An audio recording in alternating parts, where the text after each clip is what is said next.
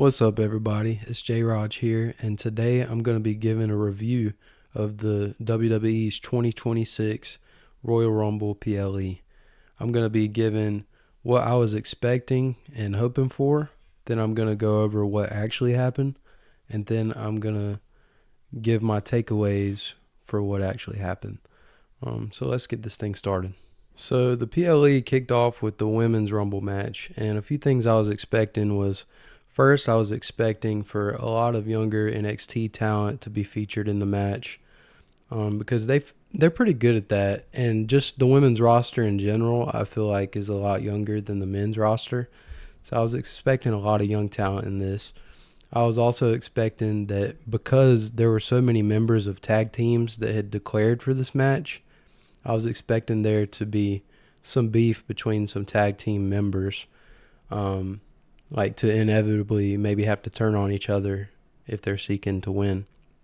And then the people who I was kind of thinking might would win, I was thinking Bianca Belair was going to come back and get the win and basically end up facing Jade Cargill at WrestleMania since they got a big rivalry.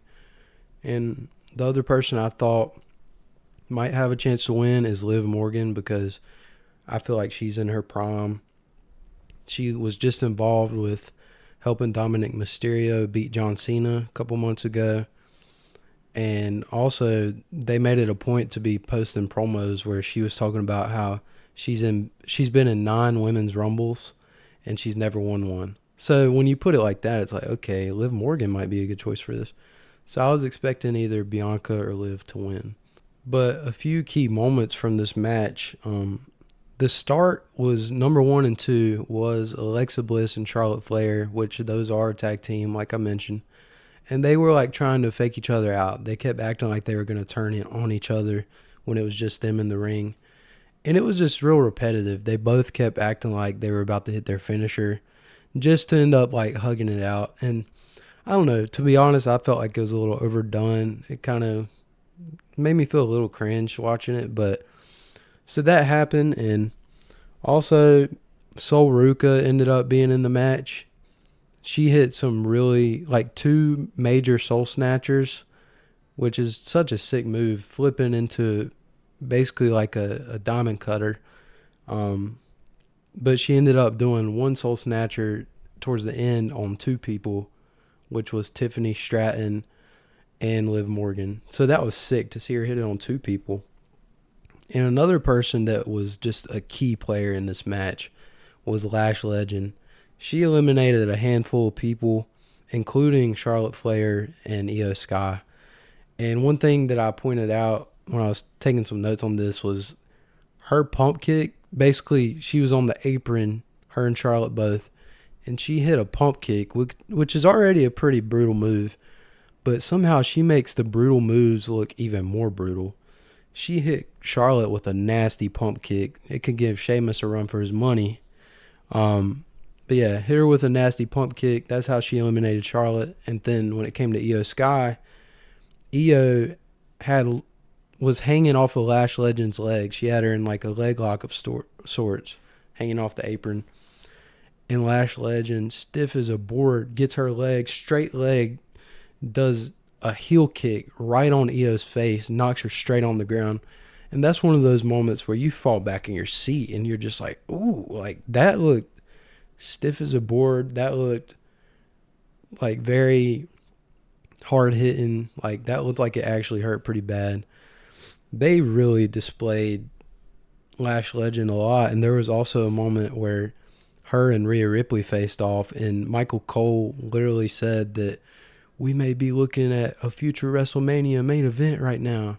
Basically saying that Lash Legend and Rhea Ripley have the star power to be in a main event of WrestleMania. So that was a really cool moment to see. And Rhea did end up eliminating Lash Legend, but that was a sick moment. And another moment that stood out to me was Brie Bella returned. And the crowd was going insane for her, doing the yes chants because, I mean, she's married to Bryan Danielson or Daniel Bryan. So she started doing the yes kicks. The crowd was going insane. Personally, I think it's because they know that's the closest to Daniel Bryan they'll get, maybe. But it was a nice feel-good moment, and it stood out to me. Also, another person that they really shed a good light on was Raquel Rodriguez, because she's the one that ended up eliminating Rhea Ripley. She got her in the Tejana bomb, threw her over the ropes onto the apron. Rhea hit her back hard on the corner of the apron and fell and was eliminated. And Raquel's there saying, "I did that. I eliminated you." And sure enough, from behind, her teammate Liv Morgan eliminates her. So, two Judgment Day members turned on each other. Like, basically, Liv turned on Raquel is what I'm saying. That was a hard-hitting moment, especially since Liv Morgan ended up getting the win in the end. As I said, it ended up being Liv Morgan, Tiffany Stratton, and Sol Ruca as the last three, and Liv finally got the Royal Rumble win that has just been right at the edge of her fingertips. She finally got it. A few of my key takeaways from the Women's Rumble match is, first, is that WWE has super big plans for Lash Legend and Sol Ruca. Like I said, Lash Legend, she ended up eliminating Charlotte and Io Sky. Both of those are future Hall of Famers for sure. And she was just really showcasing how hard-hitting she can be. The commentary from Michael Cole literally saying that Lash Legend versus Rhea Ripley could be a main event of WrestleMania. They were putting Lash Legend over, and they were doing the same with Sol Ruca. They gave her some crazy spots. The Soul Snatcher is always sick to see. And she was in the last three, and it really was unpredictable. Like, when it came to the last three, I wasn't sure who was going to win. I think Sol Ruca actually had a shot, and that's what I like, though. They are selling their young talent, and they're letting the crowd see like what they got and how much potential they have, and they're just putting the rockets, like the jetpack, on these people, pushing them, and I love it. I think it's great that they're giving the next generation the opportunities. But another thing that I had as a takeaway is that I think that WWE needs to capitalize on making Raquel Rodriguez look dominant, because it's like they'll give hints of that Raquel Rodriguez is a major force, and then they'll make her look weak. So it's like finally seeing her eliminate Rhea and hit that Tejana bomb on her. It's like, okay, is WWE actually going to just push Raquel and, just make her seem like a dominant force, how we know that she can be? And another thing that I thought of was that Judgment Day is now going to have some problems. Liv was kind of talking down to the members saying, like, what are y'all doing? Y'all need to do this and that. Well, now I feel like Finn Balor can have something to say to Liv. It may be from jealousy, though, since he wasn't in it. But he might be like, Liv, this isn't good for the Judgment Day, you eliminating Raquel. And the final takeaway I have on here is a question of who will Liv Morgan face at WrestleMania? Will she choose to face Stephanie Vaquer, or will she choose to face Jade Cargill? Personally, I think that she's going to choose Stephanie Vaquer because, she's already confronted Stephanie before, and Stephanie has not really had like a good feud recently. So I think that would do a lot for her as well. But we'll just have to see what they do with that. The next match that happened was AJ Styles versus Gunther, and if AJ Styles loses, he was going to be forced to retire. So what I was expecting coming into this, to be honest, I hate to say it, but I've seen how dominant Gunther is being. He retired Goldberg, he retired John Cena, and we already knew that AJ Styles was planning to retire this year. So even though I hate to say it, I kind of was expecting that Gunther would be AJ Styles. But in my head, I was thinking, okay, like if he gets beat, he could technically probably go to TNA to have a final run and a send-off there. So as far as like how the match would go down, I was kind of thinking Gunther would end up doing something dirty at the end to win. So that's kind of what I was expecting. But as far as what happened, it was like a back and forth banger of a match, like very technical, very hard hitting. AJ Styles really got some good offense in, and it did leave you on the edge of your seat wondering what was going to happen. And also they established a thing showing that the referee in this match, they said that him and AJ Styles were close friends. So they have a back and forth match. AJ Styles hit his moves. Of course, Gunther, being the Terminator that he is, he was able to kick out. Got AJ in the sleeper. The ref is like, AJ, AJ, AJ, just yelling, lifts the arm up. Sure enough, his arm is limp and he's out. And the ref, when he's yelling, AJ, are you all right? You could kind of hear that this ref sounds like he's being emotional about it because they're friends or whatever. So AJ passed out. Gunther's music starts playing and they announce that Gunther won. So it was kind of sad to see, but anyway, AJ gets up and the crowd is cheering for him. And he begins to take off his gloves. I mean, we've seen other people do this. We've seen John Cena, I think, left something in the ring. We've seen Undertaker leave his hat in the ring. AJ Styles goes to take off his gloves, and right as he's about to and go to set him on the ring, he decides to put him back on, and the pop was crazy. So my takeaway from that, though, is that AJ Styles is going to go wrestle for another company. I would like to assume it's TNA Impact because he arguably had a better run at TNA than he even did in WWE. I mean, dude's a legend. Anywhere he goes, he's having a heck of a run. I did notice a few weeks ago, and I mentioned this on my podcast, that AJ Francis the other week, he used a Styles clash to win a match. And he posted it, and in the caption it said that he is the best AJ that TNA has ever had. So I think that they're already planting seeds for AJ Styles to go to TNA.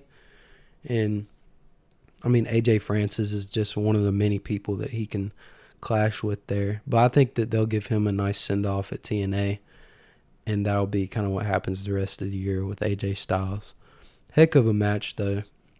Left you on the edge of your seat. So the next match after that was Sami Zayn versus Drew McIntyre for the Universal Championship. And as far as what I expected for that match, even though I don't think it would be deserved, I really expected WWE to have Sami Zayn win this because Sami Zayn is like a crowd favorite in Saudi. They kind of call it like he has a home court advantage because the crowd is just that behind him. And, I mean, this is something they've been trying to push, that Sami Zayn is this underdog and all this. And I hated to expect this because I didn't want it, because I think that Drew really needs to have a longer reign, at least for a few months, because he hasn't had a reign like that. But I expected them to put the belt on Sami. As far as what actually happened with the match, it was a back and forth match a little bit, but then Sami did a dive on the outside and he landed weird and had a pain shooting up his back. So that seemed to be affecting him the whole rest of the match. Basically, Drew McIntyre at one point, he had hit Sami Zayn with 3 Future Shock DDTs in a row, and Sami Zayn still kicked out. And when that happened, I was like, oh Lord, like here we go. They're going to, they got Super Sami happening and he's going to end up winning. I mean, he shouldn't be kicking out of 3 Future Shocks, but he did. And then, sure enough, like, Drew ended up getting the win for this match. And, I mean, I was happy with that because I would like to see Drew at least hold the title up until WrestleMania and get a proper reign. I mean, he had the title for, like, a couple minutes before he got cashed in on a couple years ago. And ever since COVID, that's the only time he even won the title. So he needs to be able to be in front of the crowd and just work the crowd as a champion, So I was really happy with the result. It stood out to me how Sami Zayn seemingly injured himself. And you know what I think? I think Sami Zayn needs to eat a little more protein because you wouldn't be injuring yourself so easy if you had some protein. I mean, you want to talk about your ribs hurting, your back hurting. It's like you're always hurting in these matches. Go to the protein section and just build a little muscle on you, man. And I met Drew McIntyre one time. I met him at a Quick Trip gas station, and guess where I saw him? the section with the proteins. He was looking at protein shakes. He was looking at boiled eggs. He was looking at all that because he's a big man. He eats his protein. So, Sami, take some notes on that and get a little stronger, man. Moving on to the last match of the evening, which was the men's Royal Rumble. A few things I was expecting for this was that, first off, I was thinking this is going to be the clash of some titans because we knew that, okay, Braun Breaker's in this, Obafemi, Brock Lesnar, Jacob Fatu, some big old just monstrous like titans that were going to be in there. So I was thinking this is going to give them the opportunity to have some crazy cool face-offs that potentially have some major impact. Another thing that I had wrote down that I wanted from this was for Chad Gable to finally return since he had surgery. And also I was thinking it would be nice to see LA Knight return. And there was rumors about Chris Jericho returning. So those were some expectations I had too. I also was thinking maybe some way they could plant seeds for a Cody Rhodes and Randy Orton feud to start again and have a bigger payoff than what they did at King of the Ring this past year. Another thing that I wrote down was that I kind of was open for more than one person to win. Like, I wasn't dead set on one person. As long as Jey Uso does not win, I'm open for some other winners. So what actually happened, though, in the men's match is to start off, it showed Obafemi coming out. And I was thinking, okay, this is sick. Get him starting at number one, can give him a lot of opportunities to face off with a ton of different people. And then number two was Braun Breaker. So in my head, I'm like, already we got two Titans that are going to be going at it basically in a little bit of a one-on-one matchup at the beginning. But before Braun Breaker even gets to the ring, a hooded masked figure comes, takes out Braun Breaker, curb stomps him, then throws him in the ring. And it's seemingly Seth Rollins. I mean, or it could be Austin Theory. I mean, I'm not sure. Throws him in the ring, though, gives Obafemi an easy elimination because he had just had the curb stomp hit on him. So I was a little disappointed by that because that's already so many matchups kind of WWE had robbed us from. But some other moments, though, that ended up happening with this match was that the original El Grande Americano returned, had a face-off with the newer version of El Grande Americano, and they did the Spider-Man pointing meme, which I thought was pretty funny. And they had a little back-and-forth action. The original eliminated the new one, and then he got eliminated right after that. So that was entertaining. I was sports entertained. But also there was a man that came in named Royce Keys. And I'll be honest, I've not heard of this dude. I wasn't familiar with his things he's done for other companies, but he's a massive dude. Came in. He got to display some powerhouse moves. I mean, it wasn't like anything too crazy. He didn't end up lasting until the end, but so he came in there. That was a new face, like a surprise kind of. Also, the Vision ended up coming in. Austin Theory, Bronson Reed, and Logan Paul. And they kind of went on a run where they eliminated like 2 or 3 people in a row. I remember Dragon Lee being one of them, and there was a couple others. Well, next thing you know, right after that, LA Knight's music hits. And LA Knight comes out there, and he starts cleaning house. He ends up eliminating Austin Theory and Bronson Reed. And then him and Logan Paul had a face-off with an exchange. It was pretty nice. Cool to see him eliminate a couple of the Vision dudes. He was on a roll, but I don't know. For LA Knight, like, that was probably the main part of his night. I was thinking that he would, get some other key moments, but that was the main thing. This is what gets me, though. Multiple times during the match, they would tease Obafemi and Brock Lesnar just staring each other down. Everybody else would be down in the ring. They would come, and they'd be staring at each other. Then next thing you know, other people would always interrupt. They teased this like 4 or 5 times, and I was just sitting there like, kind of like the Batista thing. Give me what I want. Give me what I want. Give me what I want. Like, that's how I felt. But really, they maybe ended up hitting 2 moves on each other. It was very, very minimal. And I was like, dude, y'all are teasing too much with this. So that was a little bit annoying. And another thing that was annoying is Jey Uso coming in, yeeting, doing his entrance through the crowd. As he's having his little yeet fest, Brock Lesnar gets eliminated from a clothesline from Cody Rhodes in LA Knight. A clothesline while the yeeting is happening. Like, think about this. Brock Lesnar, he was eliminating some dudes, making them look weak, just throwing them over. Like, dudes like Ilya Dragunov, dudes like Ray Phoenix. Brock was throwing people like that over just so easily, but yet they're going to have him get clothesline to get eliminated. He didn't even get hit with a finisher. So that was just like, what the world? So Jey Uso comes in the ring doing his thing. Then the next entrant is Roman.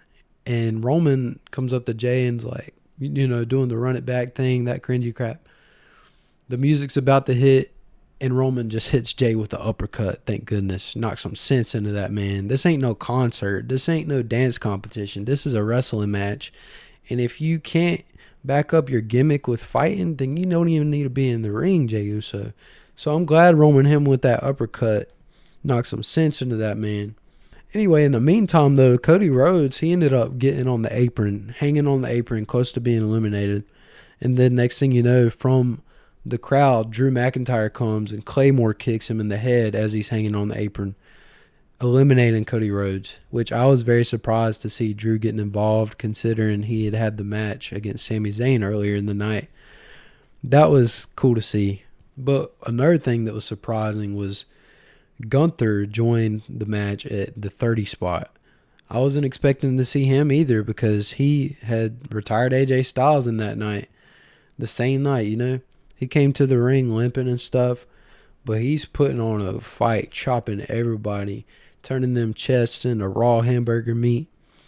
And the last 5 people that ended up being in the match was Roman Reigns, Randy Orton, Jey Uso, Logan Paul, and Gunther.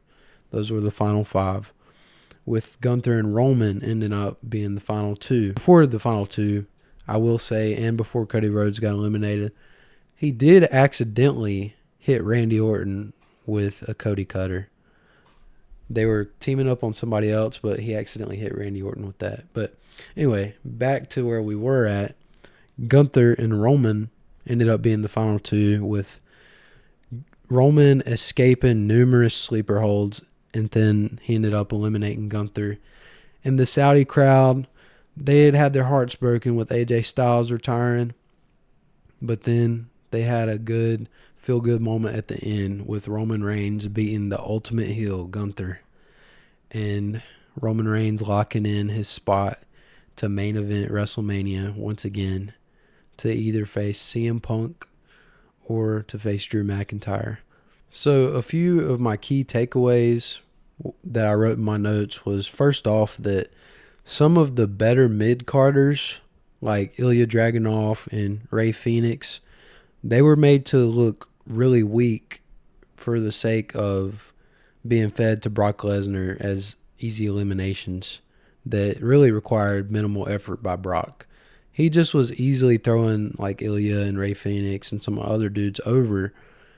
That really, those are guys that you would think WWE would let them get a little more fight in. And it stinks because all that, sacrificing those workhorses, that was all done just for Brock to get eliminated during Jey Uso's yeeting entrance off of a clothesline.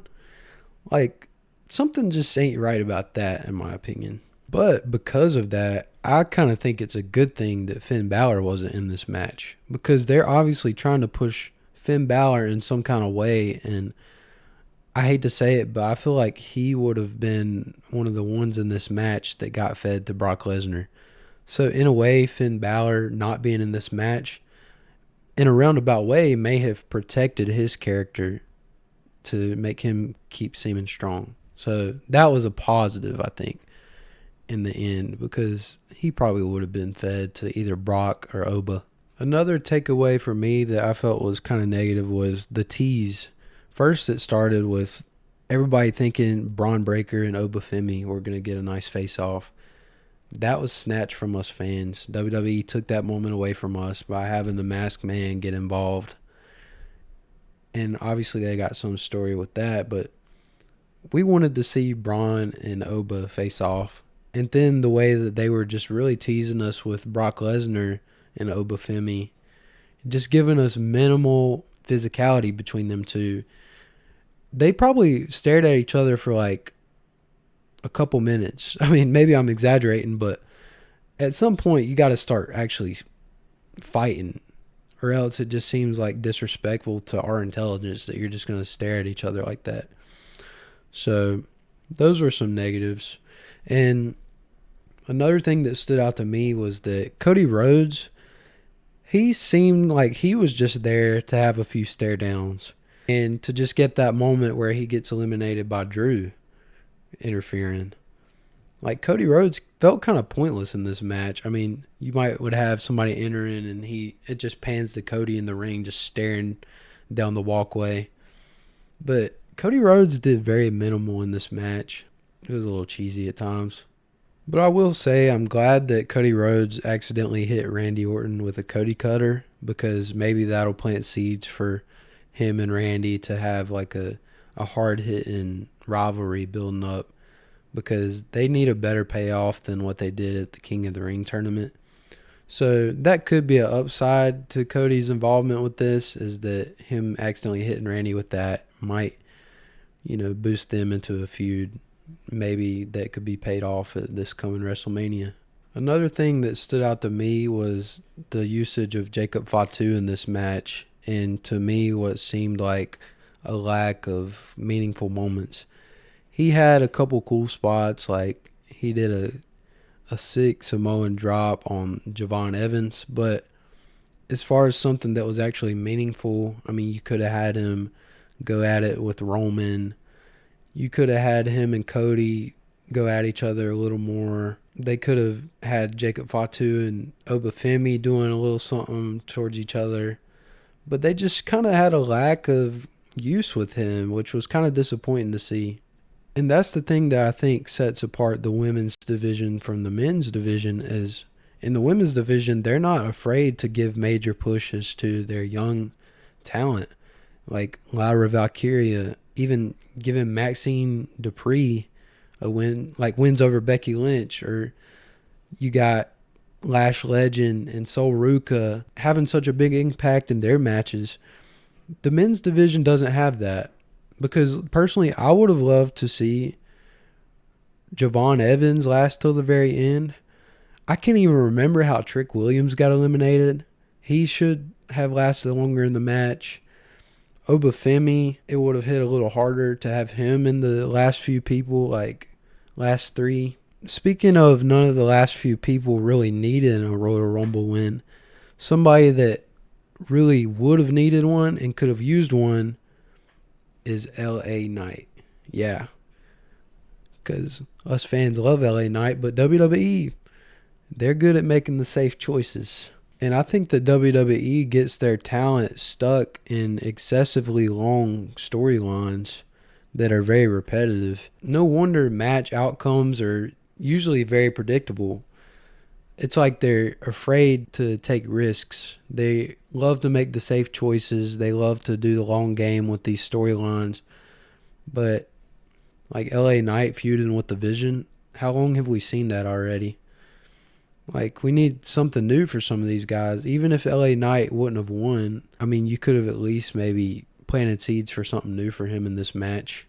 I would have at least loved to see him be in the last few people. Hopefully he'll be done feuding with the Vision soon, so that he can get in kind of like an unpredictable territory, with how he's being booked. But with that being said, honestly, I enjoyed the women's Royal Rumble match more than I enjoyed the guys, because it seemed like it had more unpredictable moments, and they also chose to shed some major light on their young talent like Sol Ruka and Lash Legend, and that's just how they booked the women's division.